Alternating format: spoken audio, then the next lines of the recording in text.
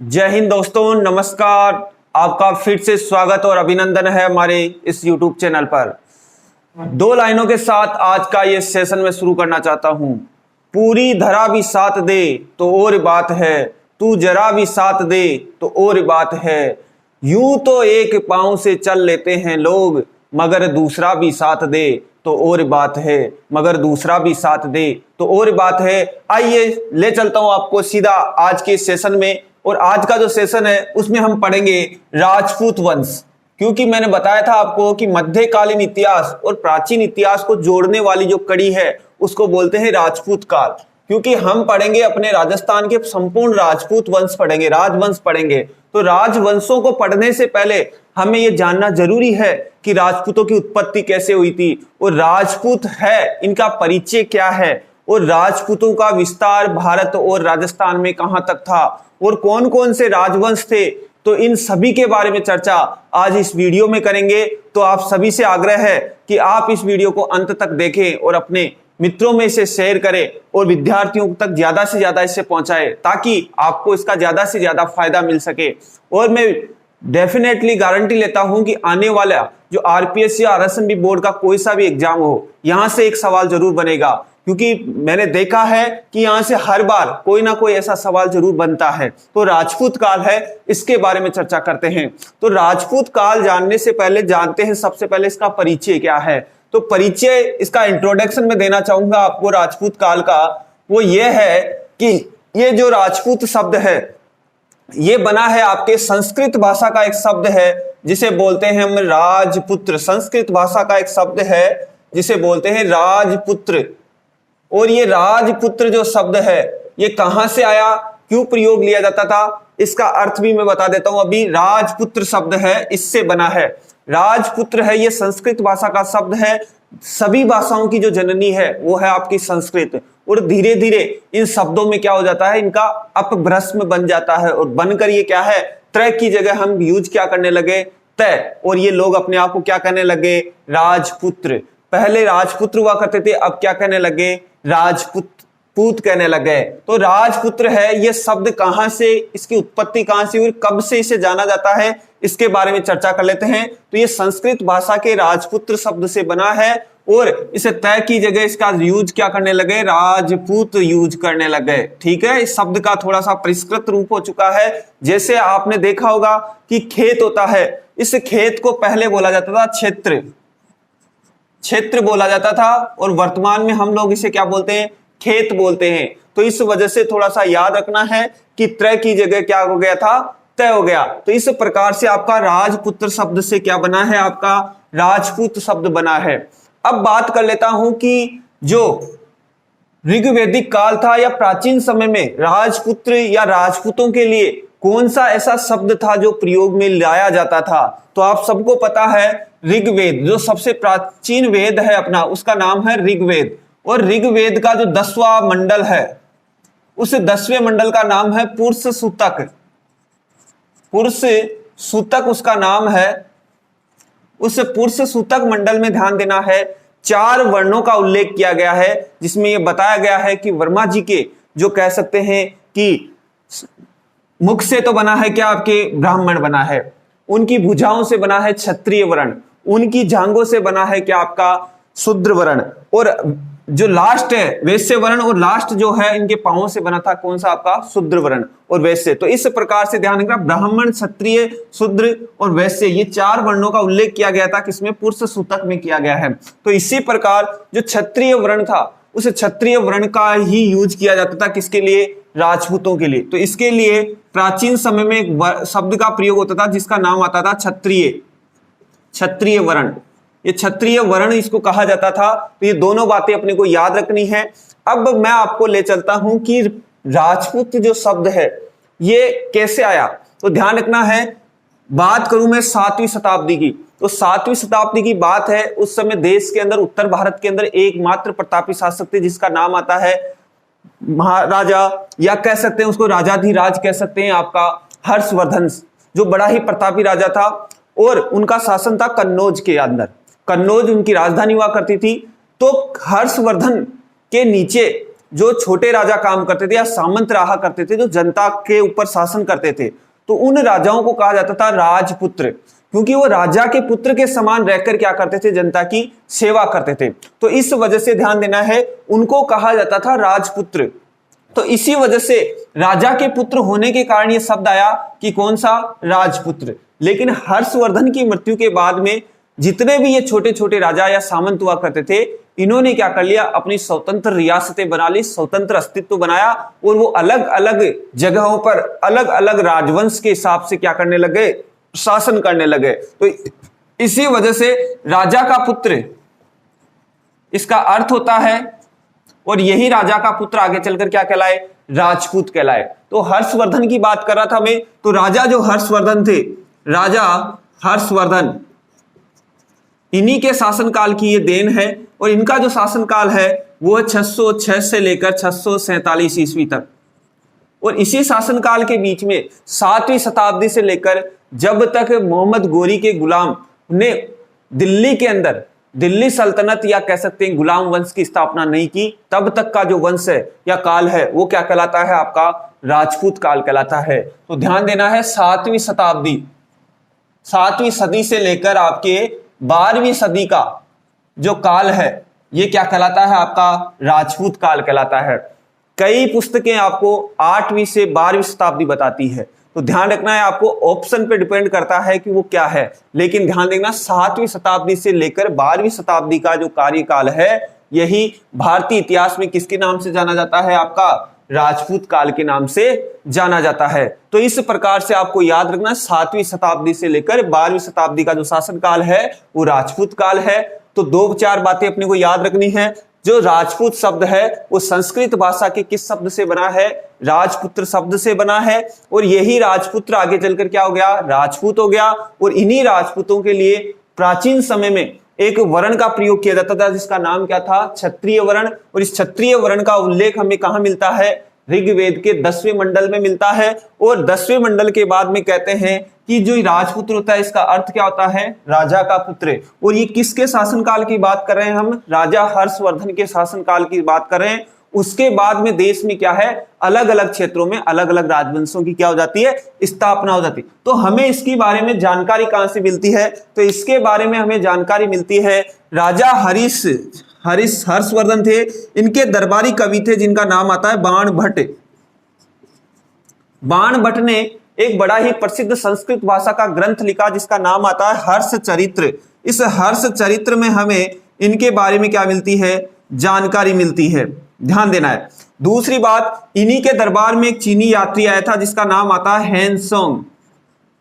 हैनसोंग आते हैं, तो हैनसोंग की जो यात्रा वृत्तांत था जिसको बोलते हैं सी यू की, इस सीयू की में भी आपको हर्षवर्धन के बारे में हमें जानकारी मिलती है। और चीनी इतिहासकार हर्षवर्धन को शीलादित्य के नाम से संबोधित भी करते थे। तो इस प्रकार से दोनों चीजें याद रखनी है। और हर्षवर्धन खुद भी एक उच्च कोटि का क्या था, विद्वान था। तो इन्होंने भी क्या की थी, संस्कृत भाषा के अंदर 3 नाटकों की रचना की थी, 3 नाटक लिखे थे इन्होंने। पहले का नाम है नागानंद, दूसरे का नाम है रत्नावली, और तीसरे का नाम है प्रिय दर्शिका। इन 3 ग्रंथों की रचना की थी, आपके नाटकों की रचना किसने की थी, हर्षवर्धन ने स्वयं की थी। तो इस प्रकार से कह सकते हैं कि हर्षवर्धन के बारे में हमें इनसे जानकारियां मिलती है। रही बात हर्षवर्धन के शासन काल में होता क्या था, जो अपना राजपुताना था, इस राजपुताना के भूभाग के लिए 4 भागों में बांटा गया था। राजपुताना भूभाग को 4 भागों में बांट कर देखा जाता था। एक हुआ था गुज्जर क्षेत्र, एक हुआ था बाघेली क्षेत्र, एक होता था आपका कौन सा, मथुरा क्षेत्र, एक था आपका बेराठका क्षेत्र।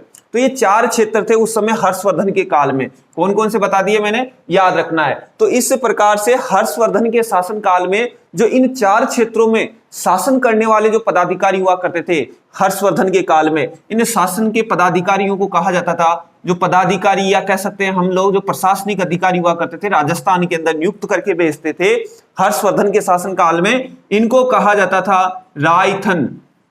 इनको क्या कहा जाता था, रायथन। देखो ये शब्द इसलिए बता रहा हूं क्योंकि आगे चलकर जब हम देखेंगे कि राजस्थान का नामकरण होता है तब हमें पता चलता है कि रायथन या राजस्थान शब्द कहां से आया। तो ध्यान रखना, रायथन हर्षवर्धन के शासनकाल में पदाधिकारियों को कहा जाता था जिनकी नियुक्ति वो खुद करके यहां भेजता था।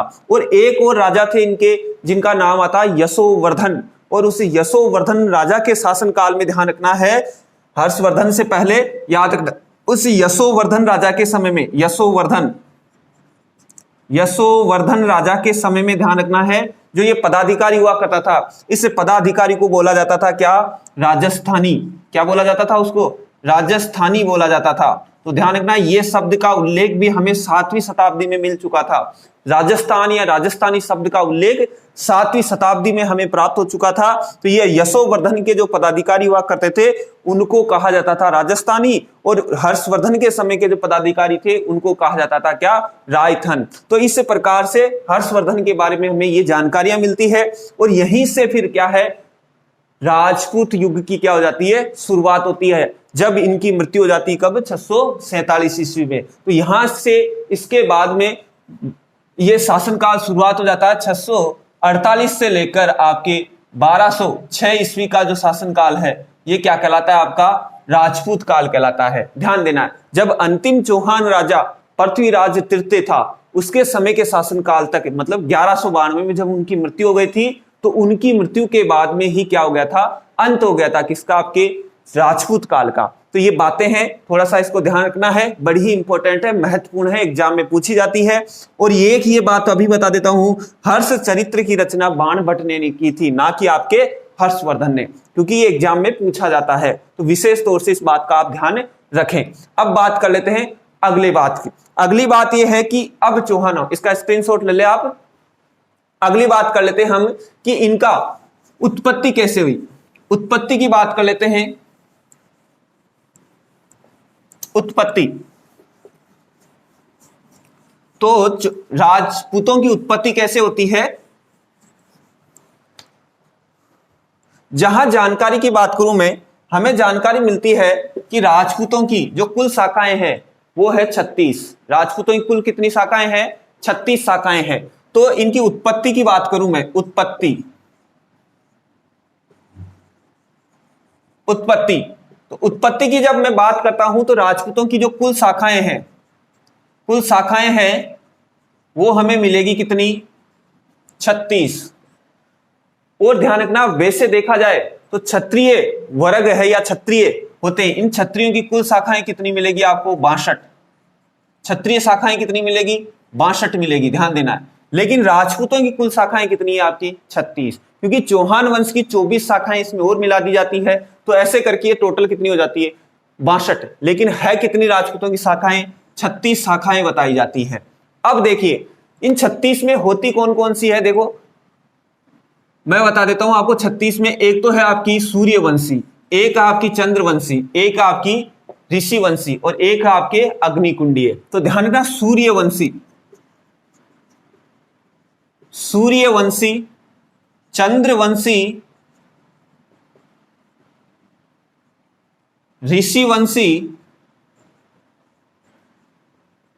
ऋषिवंशीय और एक आपका अग्निवंशीय या अग्निकुंडीय। ये चार आपकी क्या मिलते हैं? इन क्षत्रिय शाखाओं की, राजपूतों की शाखाएं मिलती है, सूर्यवंशी, चंद्रवंशी, ऋषिवंशी और अग्निवंशीय।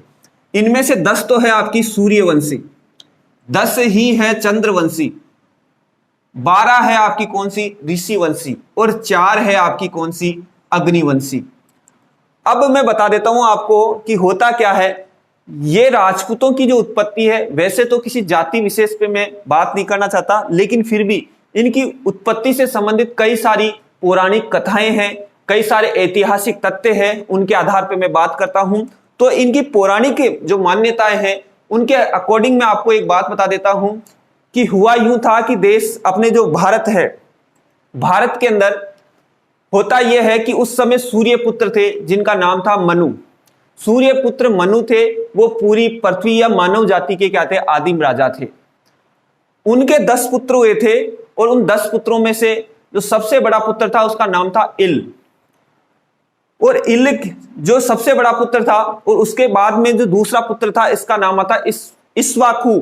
इस्वाकु आता है दूसरे बड़े पुत्र का नाम। तो इल्ल क्या करता है, शिव और पार्वती के जो क्रीड़ावन था उस क्रीड़ावन में क्या करता है, छद्म प्रवेश कर जाता है। चोरी छिपे से एक स्त्री का वेश धारण कर वहां पर प्रवेश कर जाते हैं।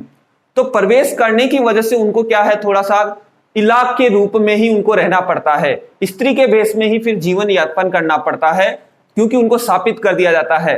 तो इस वजह से क्या होता है, फिर इला को विवाह करना पड़ा किसके साथ, सोम या चंद्र के पुत्र जिसका नाम आता है बुद्ध। बुद्ध के साथ उनको विवाह करना पड़ा। इस वजह से क्या होता है, फिर जो इला के जो वंशज थे या इला से उत्पन्न जो संतानें थी वो क्या कहलाई, आपकी चंद्रवंशी। बाकी जो 9 बचे हुए पुत्र थे, उन 9 पुत्रों में क्या कर दिया था, इसने अपने साम्राज्य को बांट दिया। किसने बांट दिया, आपके राजा मनु ने बांट दिया। तो ध्यान देना है, 9 राजाओं के बीच में इसने अपना क्या बांट दिया था, शासनकाल को बांट दिया। और इला के जो वंशज है वो क्या कहलाए, आपके चंद्रवंशी। बाकी और क्या कहलाए, आपके सूर्यवंशी कहलाए थे। तो ये तो बात है आपकी किसके बारे में, चंद्रवंशी और सूर्यवंशी उत्पत्ति की आपकी कौन सी पौराणिक मान्यताओं के अनुसार। ध्यान देना है, जैसे मैं आपको बताऊं, उदाहरण बताऊं कि कौन कौन से, जैसे आपने नाम सुना होगा कछवाहा वंश। जैसे राम लल्ला का जो मंदिर था अयोध्या में, उस पे विवाद चला, तब आपको पता हो तो जयपुर के कछवा राजवंश ने अपने साक्ष्य वहां पर प्रस्तुत किए कि हाँ, हम श्री रामचंद्र की 32वीं पीढ़ी के राजा हुए थे, 32वीं पीढ़ी के। तो इस प्रकार से जो जयपुर का कछवाहा वंश है, इन्होंने साक्ष्य प्रस्तुत किए, पीढ़ियां दर पीढ़ियां अपनी क्या की, वंशावली उनके पास पेश की। तो इस वजह से कहते हैं कि कछवाहा वंश है, राठौड़ राजवंश है, मेवाड़ का गुहिल राजवंश है, ये सब अपने आप को क्या समझते हैं, सूर्यवंशी मानते हैं, सूर्यवंशी। जबकि चंद्रवंशी है वो है आपके जैसलमेर के भाटी, करौली के जादौन शाखा के जो यादव है वो भी क्या है, चंद्रवंशी है। और आपका चौहान वंश है, इनको भी कई अभिलेखों में क्या बताया गया है, चंद्रवंशी बताया गया है। जबकि ऋषिवंशी कितने हैं, 12 है। और अग्निवंशीय कितने हैं, आपके 4 है। अग्निवंशीय कितने हैं, आपके 4 है। तो इनके बारे में क्या करेंगे, हम चर्चा करेंगे, क्योंकि इनकी उत्पत्ति से संबंधित पौराणिक मान्यताएं तो मानते हैं, लेकिन इनसे संबंधित ऐतिहासिक तथ्य क्या कहते हैं, विभिन्न विद्वान अपने क्या क्या मत रखते हैं, उन मतों के बारे में चर्चा करते हैं, और यहीं से वो जो सवाल है वो बनता है। तो देखिए इनसे आने वाले मत कौन कौन से हैं। तो इनकी उत्पत्ति से संबंधित जो ऑथेंटिक मत है वो कौन कौन से हैं, ध्यान देना है। सबसे पहले नंबर 1 इनकी उत्पत्ति का जो सिद्धांत बताया जाता है वो है विदेशियों से उत्पत्ति। किससे उत्पत्ति, विदेशी या विदेशी जातियों से इनकी उत्पत्ति का जो सिद्धांत है, वो उत्पत्ति का सिद्धांत किसने दिया, आपके कर्नल जेम्स टोड ने यह मत दिया कि ये जो आपके राजपूत है ये विदेशी जातियां हैं, विदेशी जो आक्रमणकारी थी उनकी संतानें हैं, तो यही आगे चलकर क्या कहलाए, राजपूत कहलाए। तो ध्यान रखना, विदेशी जाति का जो ये विदेशी उत्पत्ति का जो सिद्धांत है वो कर्नल जेम्स टोड ने दिया, और ये विदेशी एक क्या थे, इतिहासकार थे। तो आपको सीधा सा पता है, विदेशी इतिहासकार अपने विदेश का ज्यादा प्रभाव किस पर छोड़ना चाहते थे, अपने भारतीय और राजस्थान इतिहास पर छोड़ना चाहते थे। इस वजह से इन्होंने क्या है, इनको विदेशी बताया। इसका समर्थन किसने किया, इसका समर्थन करता थे वो थे आपके वी.ए. स्मिथ इसका समर्थन करते हैं। और इन दोनों ने बातें बताई अलग अलग। स्मिथ ने तो बताया कि ये हूण विदेशी आक्रमणकारी जाति थी, उनके क्या है, उनकी संतानें हैं या उनके वंशज है। जबकि कर्नल जेम्स टोड ने यह बताया कि ये क्या है, शक और सीथियन विदेशी जातियां थी, उनकी क्या है, ये जातियां है, उनकी क्या है, ये संतानें हैं। ध्यान देना है, दोनों बातों पर विशेष ध्यान देना है। स्मिथ ने तो बताया था कि ये हूण जाति के वंशज हैं, और आपके कर्नल जेम्स टोड ने बताया है कि ये शक और सीथियन जाति के क्या है, वंशज है। एक और इतिहासकार का नाम पता चलता है जो आपके पिछली बार एग्जाम में पूछा गया था, उसका नाम आता है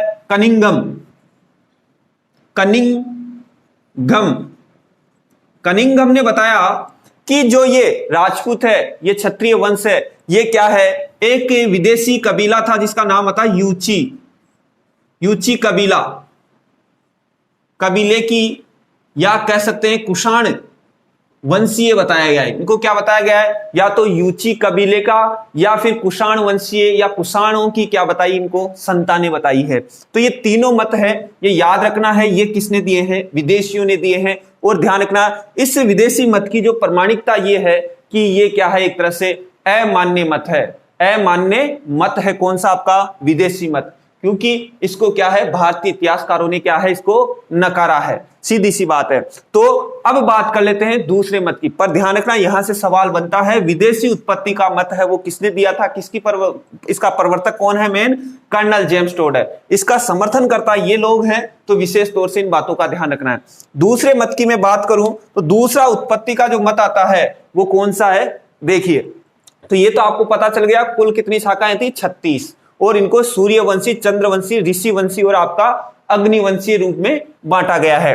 पहला मत दिया है वो मैंने कौन सा है, विदेशी उत्पत्ति का मत है, जिसका प्रवर्तक कौन है, कर्नल जेम्स टोड है। बाकी वीए स्मिथ ने इसका समर्थन किया, हूण जाति से इनको बताया, कनिंघम ने इनको यूची कबीला या गुजर, यूची गुजर कबीलियाई इनको बताया, ध्यान रखना कुषाण वंशीय। तो इस प्रकार से ये पहला मत है। दूसरे मत की मैं बात करूं तो दूसरा मत कौन सा है, देखिए दूसरा मत वो है आपका, दूसरा मत है अपने, दूसरा जो मत है वो है देशी उत्पत्ति का मत। देशी उत्पत्ति का मत, या जिसे बोल सकते हैं हम भारतीय संस्कृति का मत। भारतीय संस्कृति का या भारतीय संस्कृति की उत्पत्ति का मत बोल सकते हैं। ये मत देने वाले या देने वाला है, जब प्रवर्तक है, ये मत किसने दिया, तो उसका नाम आता है एक तो सी.वी. वैद्य, और एक का नाम आता है गौरी शंकर हीराचंद ओझा। इन्होंने ये मत दिया, गौरी शंकर हीराचंद ओझा, जिन्होंने भारतीय जो अपना राजस्थान का जो वर्तमान इतिहास है उसको लिखा था। कर्नल जेम्स टोड की एक पुस्तक है एनाल्स एंड एंटीक्विटी, उसमें जितनी भी त्रुटियां थी, गलतियां थी, उनका सुधार करके उनका परिष्कृत रूप लिखा। तो ध्यान देना, सी.वी. वैद्य और आपका जी.एच. ओझा, ये क्या है, इसके देने वाले, इस मत को देने वाले दो विद्वान थे, भारतीय इतिहासकार थे। अब बात करूं तो इन दोनों ने क्या बताया, जो सी.वी. वैद्य थे, सी.वी. वैद्य ने बात कही कि जो क्षत्रिय वंश है, क्षत्रिय जो वंश है ये राजपूत है, ये क्या है, इन्होंने मत दिया कि जितने भी ये क्षत्रिय शाखा के राजपूत है, ये क्या क्या है, विशुद्ध रूप से आर्य हैं, विशुद्ध रूप से क्या है, भारतीय आर्य हैं। जो भारतीय वंश, भारतीय हुआ करते थे, भारतीय आर्यों की क्या है, ये संतानें हैं, इसकी संतानें विशुद्ध रूप से भारतीय आर्यों की संतानें हैं। कौन, आपकी क्षत्रिय शाखा की ये राजपूत। जबकि दूसरे हैं आपके गौरी शंकर हीराचंद ओझा ने ये बताया कि हाँ, ये क्षत्रिय राजपूत है, ये भारतीय ही क्षत्रिय वर्ण के शाखा के हैं, लेकिन ये कैसे हैं, सूर्यवंशी, कुछ सूर्यवंशी हैं और कुछ क्या है, चंद्रवंशी। ये बात किसने कही, आपके गौरी शंकर हीराचंद ओझा ने बात कही कि कुछ सूर्यवंशी है और कुछ क्या है, चंद्रवंशी है। तो इस प्रकार से याद रखना है कि जो आपके जो राजपूत है, इनकी दूसरी उत्पत्ति का जो मत है वो कौन सा, देशी उत्पत्ति का या भारतीय संस्कृति का क्या है, भारतीय संस्कृति का क्या है, ये आपका भारतीय संस्कृति की उत्पत्ति का मत है, जो सी.वी. वैद्य और जी.एच. ओझा ने दिया था। और विशुद्ध रूप से आर्य की संतान बताया इनको, और सूर्यवंशी और चंद्रवंशी बताया। तो इस मत की जो मान्यता है वो भी हम चेक कर लेते हैं कि इसकी मान्यता क्या है। तो इसकी मान्यता यह है कि ये सभी राजपूत वंशों पर लागू नहीं होता है, क्योंकि सभी राजपूत वंश सूर्यवंशी या चंद्रवंशी नहीं थे। तो इस प्रकार से कुछ पर लागू हो जाता है, लेकिन कुछ पर यह लागू नहीं होता है। तो इस वजह से इसके बारे में यह कहा गया कि यह भी क्या है, एक तरह से प्रमाणिक या ऑथेंटिक मत नहीं था, लेकिन यह सर्वाधिक लागू होने की संभावना ज्यादा रहती थी। सूर्यवंशी और चंद्रवंशी जरूर राजपूत हुआ करते थे। तो ये बात याद कर लेना। और ये सर्वाधिक मान्य मत भी माना गया, वैसे माना गया है कि जी.एच. ओझा ने जो मत दिया वो सही है, लेकिन सभी पर लागू नहीं होता है। इसकी प्रमाणिकता क्या है, सभी पर लागू नहीं होता है। तो ये बात याद रखना है, इन्होंने ये बात बताई। अब बात कर लेते हैं अपन तीसरे मत की। तीसरा मत क्या कहता है, देखिए तीसरा जो मत है वो है आपका कौन सा? तीसरा मत वो है आपका कौन सा? अग्निकुंडीय। वो है अग्निकुंडीय। अग्निकुंडीय सिद्धांत बड़ा ही फेमस, बड़ा ही पॉपुलर, बड़ा ही विवादास्पद मत है। राजपूतों की उत्पत्ति से संबंधित बड़ा ही काल्पनिक है, कहा ही नहीं जा सकता, लेकिन फिर भी क्या है, सर्वाधिक एग्जाम की दृष्टि से पूछा जाने वाला अगर कोई मत है तो वो कौन सा है? आपका अग्निकुंडीय सिद्धांत है, जो बार बार छोटे से छोटे कंपटीशन एग्जाम से लेकर बड़े से बड़े में पूछा जाता है। तो ध्यान रहा है क्या ये अग्निकुंडीय सिद्धांत? ये अपने राजस्थान के एग्जाम की दृष्टि से नहीं, वर्ण यूपीएससी एसएससी के एग्जामों तक भी ये बड़ा पॉपुलर सवाल है। तो अग्निकुंडीय सिद्धांत है, ये देने वाले जो इतिहासकार है उसका नाम आता है आपका चंद्रबरदाई। चंद्रबरदाई, चंद्रबरदाई इनका नाम है। चंद्रबरदाई है वो पृथ्वीराज तृतीय के दरबारी क्या थे? कवि थे, और इनका वास्तविक नाम था पृथ्वी भट्ट।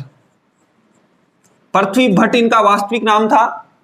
चंद्रबरदाई पृथ्वीराज तृतीय या चौहान के क्या थे? ये मित्र और उनके दरबारी कवि है। कहा जाता है दोनों साथ जिए, साथ जन्मे और साथ ही क्या है? मरे बताए। तो इस प्रकार से कहते हैं सात जन्म और साथ ही क्या था? इनका मरण भी बताया जाता है। तो पृथ्वीराज के जो कवि थे चंद्रबरदाई ने एक ग्रंथ लिखा, इनके ग्रंथ का नाम था आपका पृथ्वीराज रासो।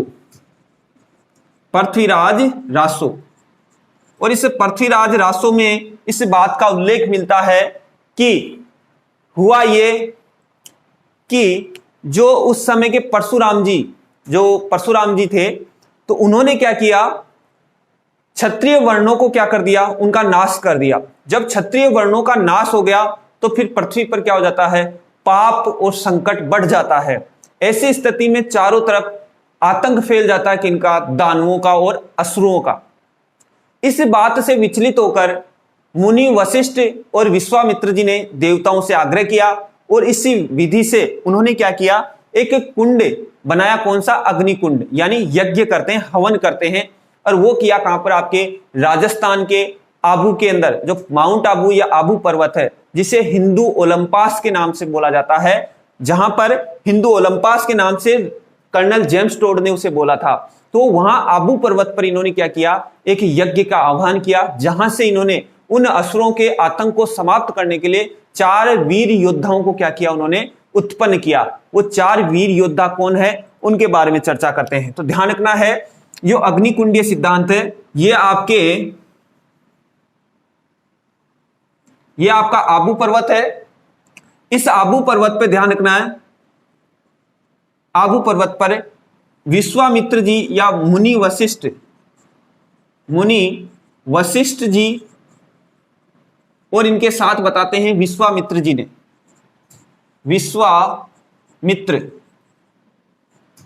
ने यज्ञ किया, और इन्होंने क्या किया? हवन से, इस यज्ञ से या अग्निकुंड से, यज्ञ से इन्होंने 4 योद्धाओं को उत्पन्न किया। उन 4 योद्धाओं का नाम आता है, याद रखना है, बड़े ही इंपॉर्टेंट है, पी सी और सी। ऐसे याद रख लेना, क्योंकि इनका क्रम भी पूछा जा चुका है, आरपीएससी ने एक बार पूछ लिया है। तो इनकी उत्पत्ति का क्रम याद रखना है। सबसे पहले ध्यान रखना है, जो उत्पन्न होते हैं ऐसे याद रखोगे, पापा चाचा। ध्यान रखना, पी या तो P2 या C2 ऐसे याद रख लो। तो पी से याद रखना है आपको प्रतिहार। क्या याद रखोगे? प्रतिहार। और यही प्रतिहार आगे जाकर क्या कहलाए? गुज्जर प्रतिहार। ध्यान देना है। उसके बाद में पी से ही याद रखना आपको परमार। ठीक है, परमार। परमारों ने आबू के आसपास और मालवा के क्षेत्र में क्या किया था? शासन किया था। चालुक्य वंश, चालुक्य इन्होंने किया गुजरात के आसपास। इनको सोलंकी राजा बोला जाता था। सोलंकी राजाओं ने शासन किया था गुजरात के आसपास। और तीसरा या चौथा है वो है चहमान। और ये चहमान है, यही आगे चलकर क्या बने? चौहान। ये चहमान ही किस नाम से जाने जाते हैं? चौहान। और इन्होंने शासन किया अपने राजपुताना के बिल्कुल बीच में स्थित सपादलक्ष सांबर के क्षेत्र में। इन्होंने क्या किया? शासन की शुरुआत की, और धीरे धीरे अजमेर होते हुए दिल्ली तक इनका क्या रहा था, शासन रहा था। तो मैंने बताया था कि पृथ्वीराज चौहान जो अंतिम क्या थे आपके राजपूत राजा थे जिन्होंने दिल्ली तक भी शासन किया था। तो ध्यान रखना, पृथ्वीराज चौहान और विग्रहराज चतुर्थ के समय तक अपने पूरे हिंदुस्तान की राजधानी क्या रही थी, अजमेर रही थी, ध्यान देना है। तो इस प्रकार से प्रतिहार, परमार, चालुक्य, चौहान, इन 4 राजपूत योद्धाओं का जन्म किया किसने, अग्निकुंडीय सिद्धांत से। और इनको धर्म की रक्षा के लिए तलवार थमा दी किसने, आपके वशिष्ठ जी ने और विश्वामित्र जी ने। तो इस प्रकार से ये 4 योद्धाओं ही आगे चलकर क्या है, ये शासन करते हैं अपनी पृथ्वी पर या अपने राजस्थान के आसपास के भूभाग में करते हैं, उत्तर भारत में करते हैं। तो इस प्रकार से इनको याद रखना है अपने को। तो ये आपका कौन सा मत है, आपका तीसरा मत है, लेकिन ये सर्वाधिक विवादित मत रहा है। अब इसके बारे में क्या एग्जाम में सवाल पूछे गए हैं वो ध्यान देना है। एक तो पूछा जाता है कि ये किसने दिया, तो पृथ्वीराज का जो दरबारी कवि था वो कौन था, चंद्रबरदाई ने दिया। और इसका उल्लेख किसमें मिलता है आपको, पृथ्वीराज रासों में मिलता है।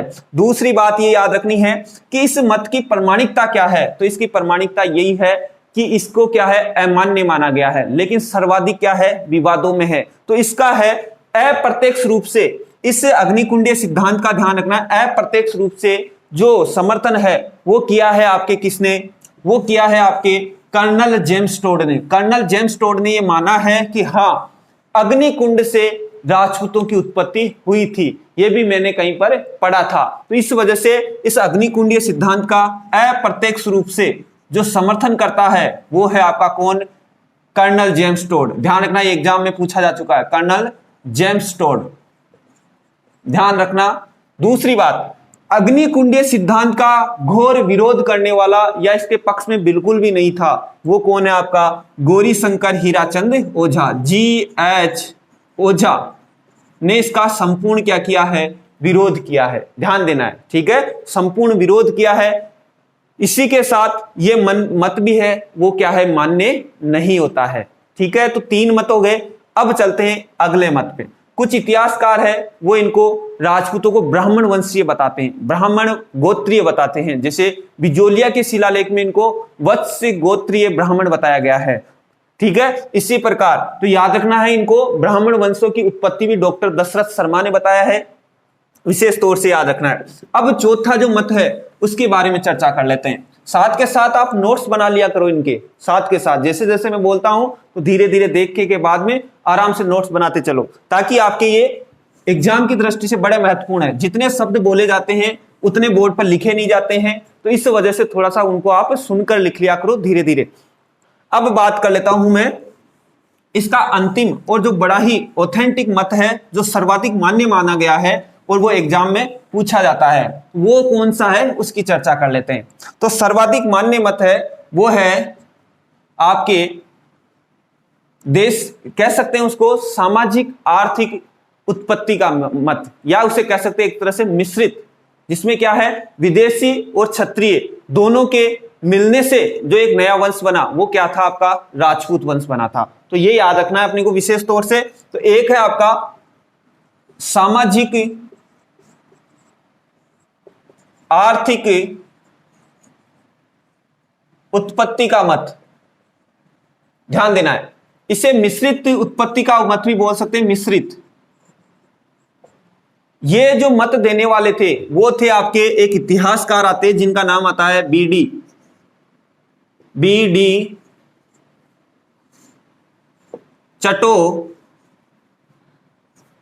चट्टोपाध्याय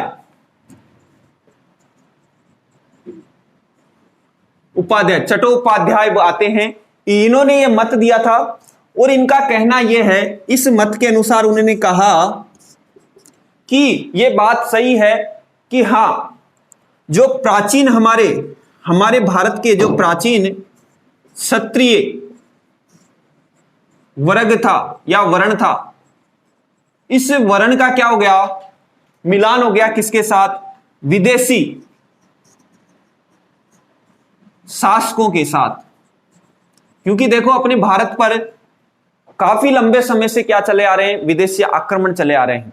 तो हुआ यह है कि उन शासकों ने क्या किया, कुछ क्षत्रिय वर्णों के साथ क्या कर लिए, वैवाहिक संबंध बना लिए, या वो यहीं पर क्या है इनके साथ रहने लग गए। तो इन दोनों वर्णों के मिलने से जिन संतानों की उत्पत्ति हुई वो क्या कहलाए, आपके राजपूत कहलाए। तो इस प्रकार से प्राचीन क्षत्रिय वर्ण और विदेशी शासकों या आक्रमणकारियों की जो उत्पन्न संतानें थी वही क्या है, आपकी राजपूत है।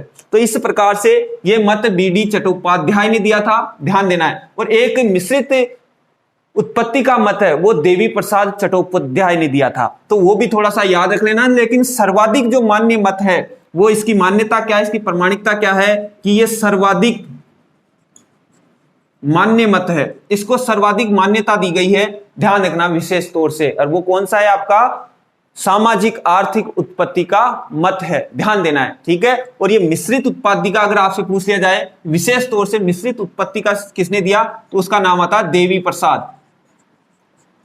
प्रसाद चट्टोपाध्याय। इन्होंने ये मत दिया था, विशेष तौर से याद रख लेना। तो ये मत सर्वाधिक मान्य है। तो इस प्रकार से हमने देखा कि राजपूतों की उत्पत्ति के लिए 4-5 मत है।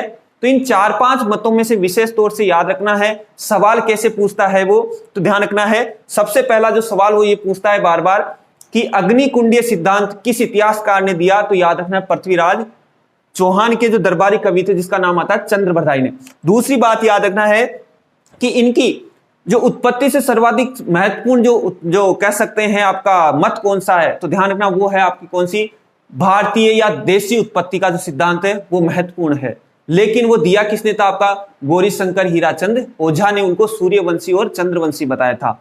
लेकिन सर्वाधिक मान्य मत कौन सा है, जो सर्वाधिक मान्यता वाला मत है वो है आपका कौन सा, सामाजिक आर्थिक उत्पत्ति वाला मत है। विशेष तौर से इसको ध्यान में रखना है, अपनी जहन में रखना है। तो इस प्रकार से राजपूतों की उत्पत्ति से संबंधित ये मैंने 4-5 आपको मत बताए हैं। अब थोड़ा सा मैं राजस्थान के नामकरण के बारे में विशेष चर्चा कर लेता हूं। 3-4-5 मिनट का और वीडियो है, तो आप इसे कंटिन्यू देखें। राजस्थान का नामकरण, क्योंकि यहां पर चर्चा जब हो गई कि राजस्थानी और राजस्थान शब्द आ गए, तो मैं यहां पर यह बात भी बता देता हूं।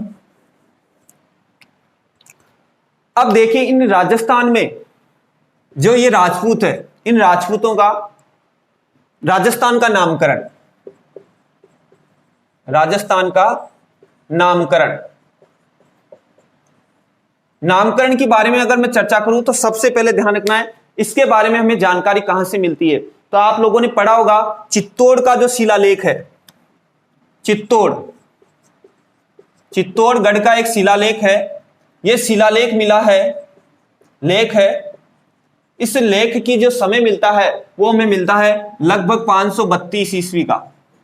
और इसमें सबसे पहले एक शब्द का उल्लेख है जिसे बोलते हैं अपन राजस्थानीय शब्द का उल्लेख मिलता है, ध्यान देना है। उसके बाद दूसरी जो चर्चा का विषय है वो है आपका बसंतगढ़ का शिलालेख। यह भी बार बार एग्जाम में पूछा गया है। तो बसंतगढ़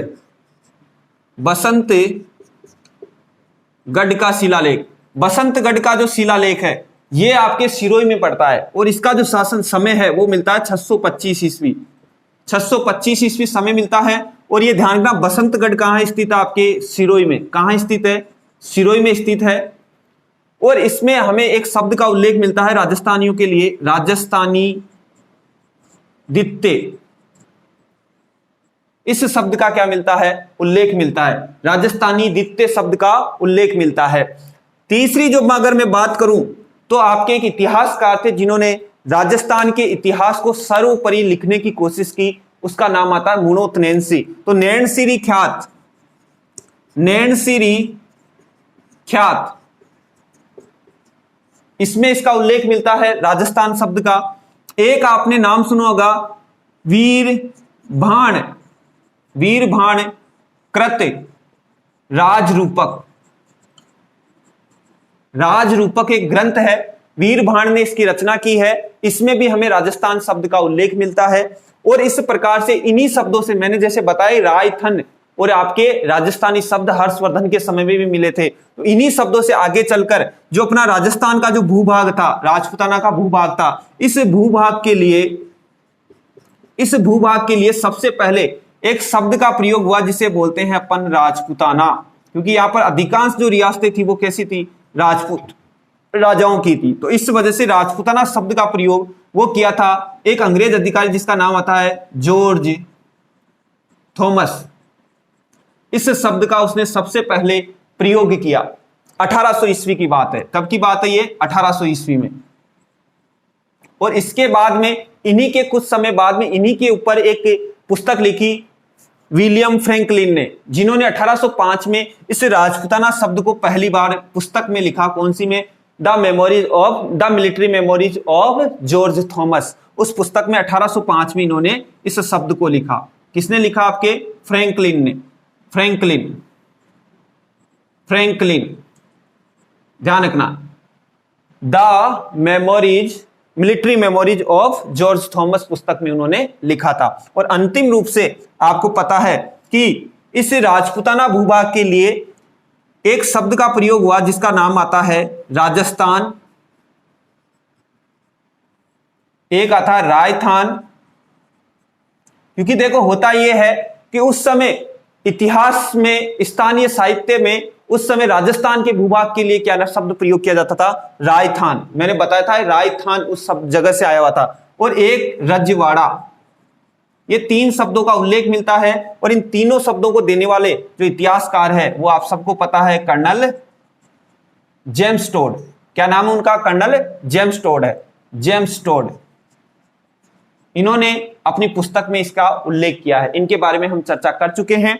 तो ये मेन बातें याद रखनी अपने को। किसके बारे में? राजस्थान के नामकरण के बारे में। और आप सबको पता है जब राजस्थान का एकीकरण होता है तो 30 मार्च, चौथे चरण में 30 मार्च 1949 के दिन अपने इस राजस्थानी या राजपूताना भूभाग के लिए एक शब्द का प्रयोग किया जाता है जिसका नाम क्या है? राजस्थान। वृहद राजस्थान संघ एक तरह से कह सकते हैं। तो इस प्रकार से यहां तक अपने राजस्थान शब्द उल्लेखित है। तो इस प्रकार से हमारा जो आज का वीडियो सेशन था उसमें हमने जो टारगेट लेकर चले हैं कि हमारे कुछ महत्वपूर्ण सवाल बने, उनका वो आज पूरा हो चुका है। तो मैं इसी के साथ आपसे विदा भी लेना चाहूंगा, क्योंकि ज्यादा लंबा वीडियो फिर अच्छा नहीं रहता है। आप लोग भी इसे, मैं तो यही कहूंगा कि जितना बड़ा वीडियो हो आप उसे पूर्णतः देखा करो, क्योंकि नॉलेज तभी मिलेगा जब क्या है आपको पूर्ण बातों का पता चलेगा। शॉर्ट ट्रिक की मैं बात करूंगा नहीं, क्योंकि आपको क्या है एग्जाम पास करना है और सक्सेस का कोई शॉर्ट नहीं होता है। लेकिन फिर भी हमें क्या है प्रयास करते रहना चाहिए। तो किसी ने खूब कहा है, मंजिल मिले ना मिले ये मुकद्दर की बात है। मंजिल मिले ना मिले ये मुकद्दर की बात है, और हम कोशिश ही ना करें ये तो क्या है गलत बात है। तो कोशिश करते रहना चाहिए, और कोशिश करने से ही क्या है हमें सफलता मिलती है। तो ये मैंने भी एक शुरुआत कर दी है, और मैं आप लोगों से भी कहना चाहूंगा कि आप भी शुरुआत कर दें। जो ये कोरोना महामारी का जो काल है इसका सदुपयोग करें, घर पर रहें, सुरक्षित रहें, और अपने आसपास है उन सभी को भी सुरक्षित रखें। ठीक है, धन्यवाद। जय हिंद, जय भारत।